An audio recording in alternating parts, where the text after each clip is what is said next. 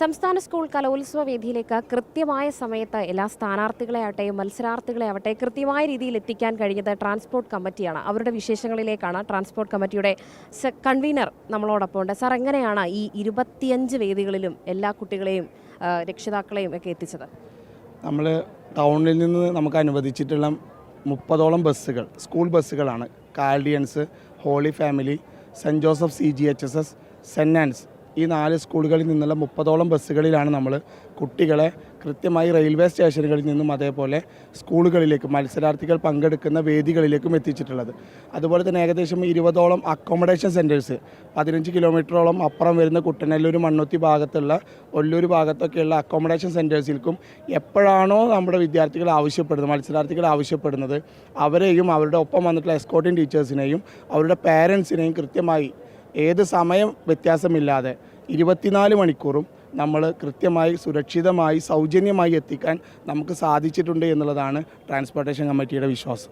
ഏകദേശം എത്ര വണ്ടികൾ നമുക്ക് ഇതിനു വേണ്ടിയുണ്ട്? നമ്മൾ 30ഓളം വണ്ടികളാണ് സ്കൂളുകളിൽ നിന്ന് ഏറ്റെടുത്തിട്ടുണ്ടായിരുന്നത്. അതിൽ 5 വണ്ടികൾ നമ്മൾ റിസർവ് വെച്ച് 25 വണ്ടികളാണ് നമ്മൾ സേവനം ചെയ്തിട്ടുള്ളത്.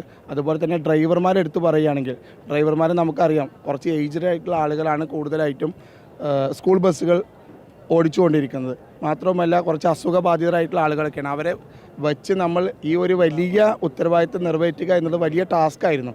എന്നാൽ പോലും അവരുടെ കൃത്യമായ സഹകരണം നമുക്കുണ്ടായിട്ടുണ്ട്.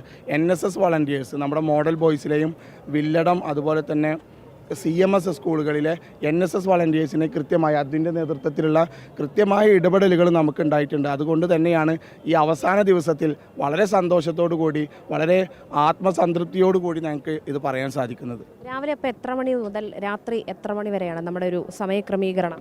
ഞങ്ങൾക്ക് ടൈം ലിമിറ്റ് ഇല്ല. 4 ദിവസമായി ട്രാൻസ്പോർട്ടേഷൻ കമ്മിറ്റിയുടെ ഈ അംഗങ്ങൾ ഉറങ്ങിയിട്ട് ഇന്ന് ഞങ്ങളുടെ 5ാമത്തെ ദിവസമാണ്. 13-ാം തീയതി 10 മണിക്ക് ആദ്യ സംഘം എത്തിയത് മുതൽ റെയിൽവേ സ്റ്റേഷനിലും ഫുഡ് കോർട്ടിൻ്റെ എക്സിറ്റിലുമായി, ഭക്ഷണശാലയുടെ എക്സിറ്റിലുമായി ഞങ്ങളുടെ 2 ഓഫീസുകളും കൃത്യമായ സ്റ്റാഫും വർക്ക് ചെയ്തുകൊണ്ടിരിക്കുകയാണ്. 24 മണിക്കൂറും ടൈം ലിമിറ്റ് ഇല്ലാതെ 2 മണിയാവട്ടെ 3 മണിയാവട്ടെ അതുപോലെ തന്നെ പുലർച്ചെ ആവട്ടെ ഏത് സമയത്താണോ റെയിൽവേ സ്റ്റേഷനിൽ നിന്ന് തിരുവനന്തപുരം മുതൽ കാസർഗോഡ് വരെയുള്ള ടീമുകൾ എത്തുന്നത്, അവിടെ ഞങ്ങളുടെ 3 വണ്ടി രാത്രിയും 3 വണ്ടി പകലും കൃത്യമായി ഷട്ടിൽ സർവീസ് പോലെ സർവീസ് നടത്തിക്കൊണ്ടിരിക്കുകയായിരുന്നു. പിന്നെ സമാപന ദിവസമായിട്ട് എങ്ങനെയാണ് സാറേ ക്രമീകരണങ്ങൾ? സമാപന ദിവസത്തിൽ പാർട്ടിസിപ്പൻസ് അത്രയധികമില്ല, എങ്കിലും അവർക്ക് വേണ്ടിയിട്ടുള്ള എല്ലാ കാര്യങ്ങളും ഇതിന് ശേഷം ചടങ്ങിന് ശേഷവും അവരെ അക്കോമഡേഷൻ സെൻറ്ററിലേക്കും തിരിച്ചു പോകാനുമുള്ള എല്ലാവിധ സൗകര്യങ്ങളും ട്രാൻസ്പോർട്ടേഷൻ കമ്മിറ്റി ഏർപ്പെടുത്തിയിട്ടുണ്ട്. റെയിൽവേ സ്റ്റേഷനിലേക്കും KSRTCയിലേക്കും എല്ലാം കുട്ടികളെ എത്തിക്കുന്നതിന് വേണ്ടിയിട്ടുള്ള എല്ലാവിധ സൗകര്യങ്ങളും ഇന്നും സജീവമായിട്ട് തന്നെ ട്രാൻസ്പോർട്ട് കമ്മിറ്റി ഏർപ്പെടുത്തിയിട്ടുണ്ട്.